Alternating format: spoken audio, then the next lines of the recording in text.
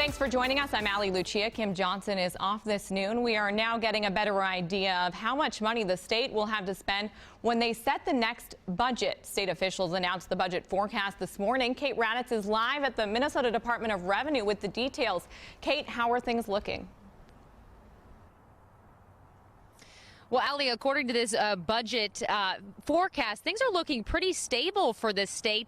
Minnesota is expected to close out this budget cycle, which is up in June, with a $678 million surplus. But it's likely with the revenue growth that legislators will have a lot more to work with when it comes to setting that next two-year budget. According to the report that was released this morning, Minnesota will see a $1.4 billion surplus over the next 2 years. The question now, of course, how are they going to spend it? Republicans, of course, will be controlling the House and the Senate in the new year. It's likely their initiatives will dominate on how to spend that money, but the governor has to sign off on any budget plan. Republicans have advocated for things like infrastructure spending and helping Minnesotans experiencing skyrocketing health care premiums. Governor Dayton has pushed for initiatives like investing more in childhood education. Speaking at the announcement of the forecast this morning, budget officials said this surplus will still be a $467 million drop than the previous estimate. Now, with this forecast,